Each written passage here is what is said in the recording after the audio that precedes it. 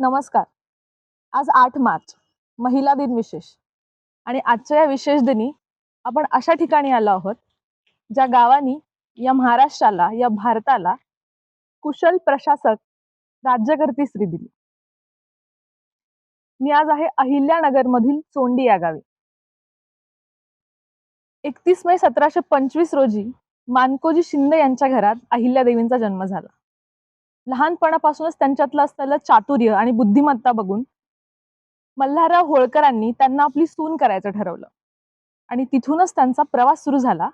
ते कुशल राज्यकर्ती आणि प्रशासक म्हणून.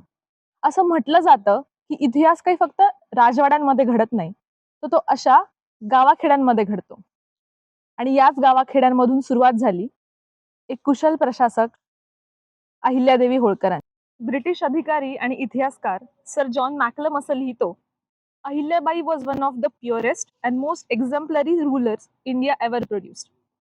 भारतानं घडवलेल्या सर्व राज्यकर्त्यांपैकी पवित्र आणि आदर्श अशा अहिल्याबाई होत्या.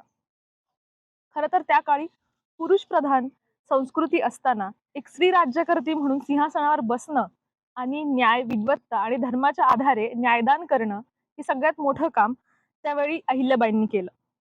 अहिल्याबाई फक्त राज्यकर्ती नव्हत्या, तर त्यावेळी त्या एका स्त्री शक्तीचं सजीव प्रतीक होत्या.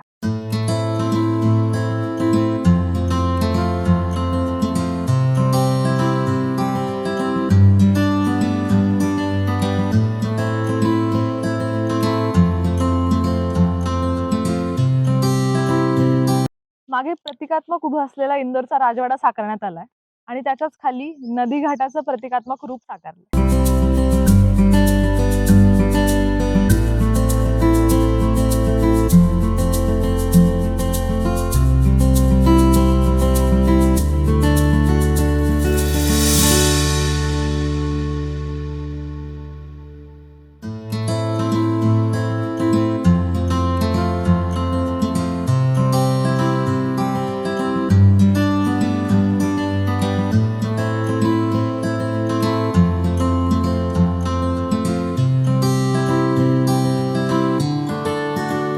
अहिल्याबाईंच्या बालपणीच्या घराचं एक प्रतिकात्मक रूप म्हणून एक राजवाडा इथं साकारण्यात आलाय.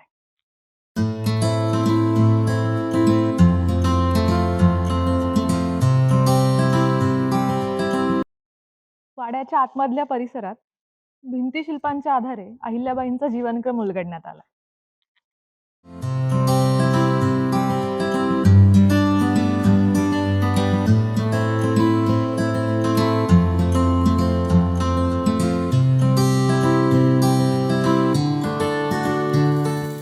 अहिल्यादेवी आणि खंडोजीरावांचा विवाह पेशव्यांच्या शनिवार वाड्यात झाला.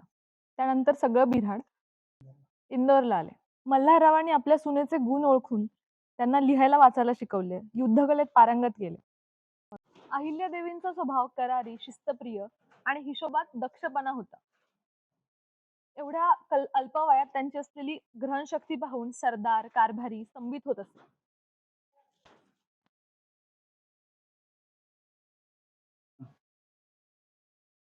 सूरजमल जाट याच्या सोबत चाललेल्या युद्धामध्ये खंडेरावांना तोफगोळा लागला आणि त्यातच त्यांचा मृत्यू झाला. अहिल्यादेवींचं सौभाग्य छत्र हरपलं आणि त्यांनी सती जायचा निर्णय घेतला. परंतु त्यांचे सासरे मल्हाररावांनी त्यांचं मन वळवण्याचा प्रयत्न केला. जर तू सती गेलीस तर ह्या प्रजेला, ह्या लेकरांना कोण बघेल? माझा खंडू गेला असला तरी तुला मी त्याच्या रूपात बघेन, असं म्हणून त्यांनी अहिल्याबाईंचं मन परिवर्तन केलं आणि शेवटी अहिल्यादेवींनी राज्यकारभार स्वीकारला. अहिल्याबाईंच्या काळी राजदरबार खुला असे. त्या स्वतः लोकांच्या प्रश्न ऐकून, त्यांच्या समस्या ऐकून त्यांचा न्यायनिवाडा करत असत. अहिल्याबाईंनी त्यांच्या सैन्यात महिलांची फौज निर्माण केली आणि स्वतः त्याचं संचलन केलं.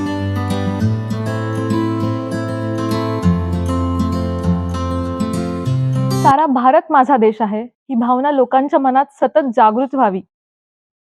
कोणत्याही भागात कोणाचीही सत्ता असली तरी तीर्थयात्रेच्या निमित्तानं साऱ्या भारतीयांना तीर्थक्षेत्रांचं दर्शन करता यावं, यासाठी विविध तीर्थक्षेत्रांना जोडणारे रस्ते अहिल्यादेवींनी बांधले.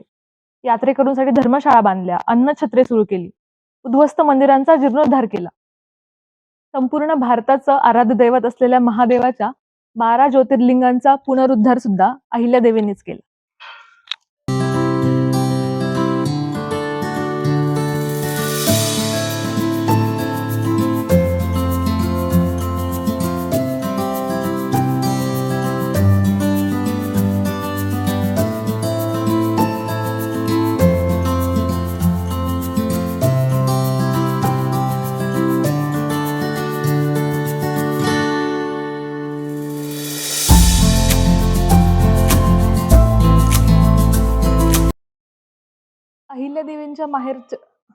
अहिल्यादेवींच्या माहेरच्या घरातील राजवाड्याचं प्रतिकात्मक चित्र. पुण्यश्लोक अहिल्यादेवी होळकर यांनी राजसत्ता आणि धर्मसत्ता या दोघांनाही मिळून सोबत घेऊन राज्यकारभार केला. न्यायाचा राज्यकारभार केला. महादेवावरती त्यांची विशेष श्रद्धा होती. काशीचे विश्वेश्वर मंदिराचा जीर्णोद्धार देखील अहिल्याबाईंनीच केला.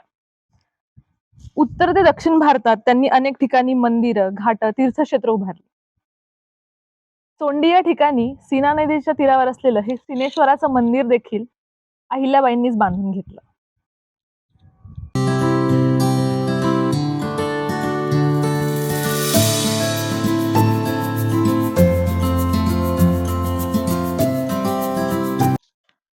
अहिल्याबाईंच्या जन्मस्थानाच्या परिसरातील हा सुशोभित करण्यात आलेला परिसर, इथे 12 राशींचं आणि नक्षत्रांचं शिल्पकृती रूपात बांधणी करण्यात आली आहे आणि इथे त्यांच्याबद्दल माहिती सुद्धा देण्यात आली. आजूबाजूच्या शहरातील, गावाखेड्यातील लहान मुलं, वयोवृद्ध सहलीसाठी, वन डे ट्रिपसाठी इथे येऊन इथल्या निसर्गरम्य ठिकाणाचा आनंद लुटतात. संतांची भूमी असलेला आपला हा पुरोगामी महाराष्ट्र, या महाराष्ट्राच्या विचारधारेने नेहमीच देशाला एक नवीन ऊर्जा देण्याचं काम केलं आहे. आज 8 मार्च महिला दिन, या दिनानिमित्त आपण आलो होतो चोंडी या ठिकाणी पुण्यश्लोक अहिल्यादेवी होळकरांचा जीवनपट समजून घेण्यासाठी. आजच्या दिनानिमित्त प्रत्येक सामान्य स्त्रीच्या असामान्य कर्तृत्वाला सलाम करूया आणि इथून पुढे त्यांच्या विचारांचा वारसा, कर्तृत्वाचा वारसा याच्यातून शिकवण घेऊन आपणही पुढे वाटचाल करूया. धन्यवाद.